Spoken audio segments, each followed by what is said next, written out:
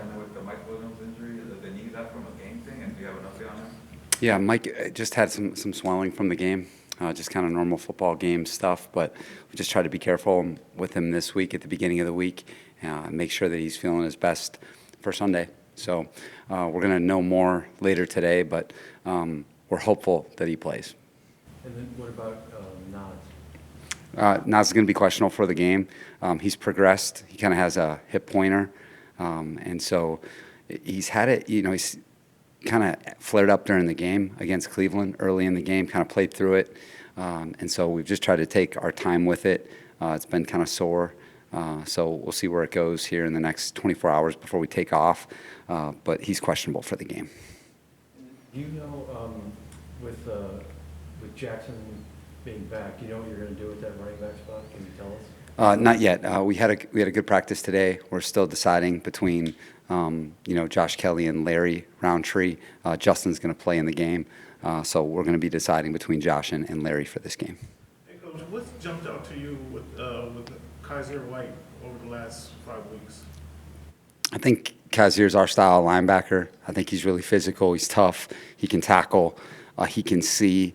I think that's one thing that I've really appreciated by him is that he can see the game within the box, and you need that at linebacker, someone that has that key diagnose.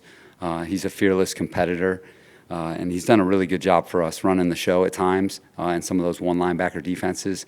But he plays with the type of physicality, the type of toughness, and he can get you the ball too. He's a ball hawk. I mean, he really is. He can really go after the football. You can see that safety background kind of express itself at the end of the down when he's trying to go, really hunt the football. So just so proud of him, and I think he's been a real bright spot for our defense. So that transition from safety to linebacker has really been an asset to his game.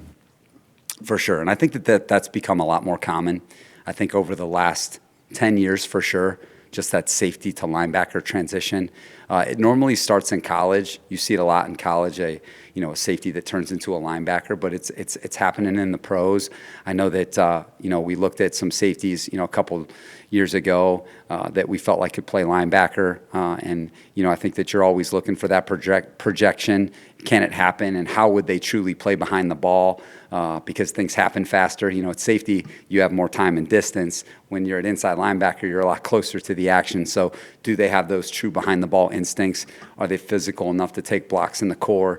That is a real transition. But he's just an example of a guy that is just a really good football player. And he has real toughness, like I said, real physicality.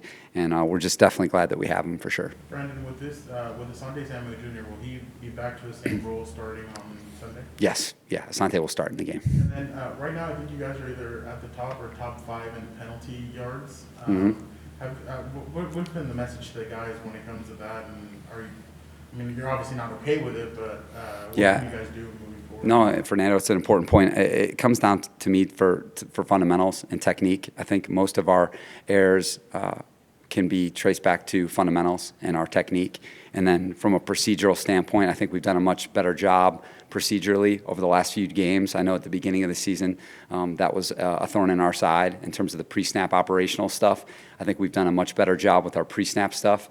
And then, from a technique standpoint, I think that's where we need to continue to improve, especially on offense. And then on defense, need to make sure that, all those stuff late after the whistle. We've kind of had a couple late hits on the quarterback. We had Nas against Vegas, which was kind of an aggressive penalty, an unfortunate one, the helmet to helmet.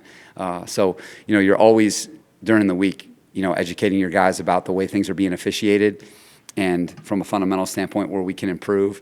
Donald's hold on Miles in the game, late in the game, that was a good example that, Miles wasn't going to make that play. And did that hold need to happen? No. Like, he was in good shape, and then as that down got extended, okay, now I need to let go. That's a fundamental mistake, and there are little things like that go a long ways, and maybe having 2 or 3 penalties instead of 5 or 6 penalties. And like I've talked about, you got to play clean football against the best teams that you're going to play, or else your chances are going to decrease significantly. So we got to continue to do a better job, because there have been far too many for the way we want to play. Brandon, with Drew being out and no Kenneth as well, who's going to be the second start linebacker next to Kaiser. Yeah, we're going to have Eamon and Nick Neiman kind of split the duty there. And so I think you'll see both of those guys in the football game. I'm excited to see those guys compete. We have a lot of faith in them, and it's going to be an awesome opportunity to showcase what they can do because this is a really good team that their first action is going to be, going against. Brandon, this question might be very random, but have you seen the show Ted Lasso? I have not. No, Chase Daniel actually talked to me about it because my wife Amy and I are looking for a show. Amy's kind of like on The Crown right now, and I'm not really into that right at this point. We're looking for a show. We're kind of and Chase kind of recommended that, and so I have not seen it yet, but it's been the talk of many others. So I'm gonna have to check that out. I'm asking because people on social media are calling you the real life Ted Lasso because of things you're saying on these pressers, like positive things, like things you say with John Gruden. When you hear stuff like that, people really liking what you're saying, your message, the positive message. What do you think about that?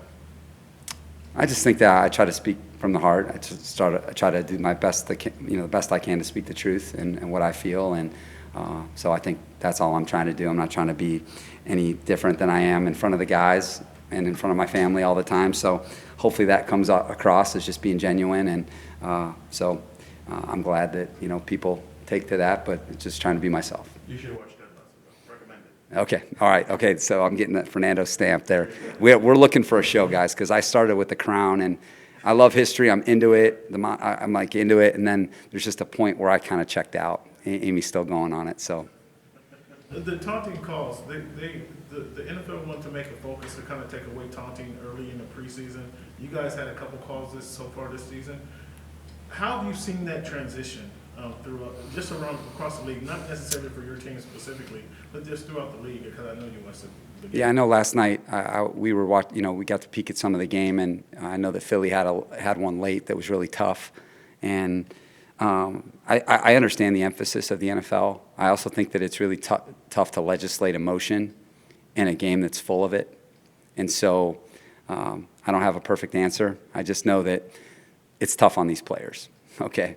It's tough on them. And they have a really, really difficult job. And it's a game that's based off the energy and motion of competition, 22 guys going at it, a stadium full of 80,000 people. And so I think it's very challenging. I really do. And so my side is with the players always. So, but what we got to do the best we can is to show our players the examples of when, it isn't the right thing, okay? And normally it's when you just want to be with your teammates. When you get into that one-on-one situation where you're going at somebody else, that's normally when it happens. And so you just got to try to do your best, and it's not easy. And if it was easy, then you wouldn't see as many penalties as there is. So we'll just see, and we'll continue to try and make that a point of emphasis. Brandon, you said that you guys are obviously going to decide between Browntree and Joshua Kelly. Is that kind of like you guys still trying to find that second juice to Austin Eckler? I mean, Austin obviously is bringing it, but are you guys trying to find that second guy that can add energy and kind of add a boost to the running game? I think that's fair to say. I think that what we're trying to do is let that, because it's close in competition, is just continue to let those guys compete. And we feel like practice is important, and then make sure that we get as clean of an evaluation as we get during the game. I thought last week Josh had a couple really good runs. Larry's had a couple really good runs.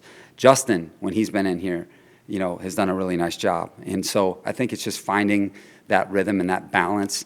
And I think when it's close, you just got to continue to let them fight it out. And then special teams play such a critical role in who your third back is.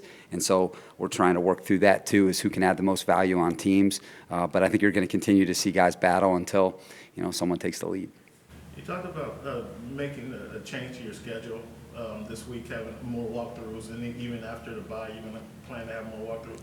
Has your travel schedule changed at all since the beginning of the season, like the traveling on Saturday and just having one day in the town and then coming back right back? Have you reevaluated that situation at all? No, when we go to the East Coast, that'll continue to be our mode of operation, is leaving Saturday morning. And I feel very strongly about that in terms of tonight being a normal night's sleep in your bed, and then waking up in a normal rhythm and routine on a Saturday at the same time and keeping things the same. I think that's the best thing for us. And I felt like when we did that the first week that our guys, it was new to some of the guys, all right, but I thought they handled it well. And I think the more that we do it, the more it'll just become kind of the way we operate around here. So I'm looking forward to seeing us doing it again tomorrow.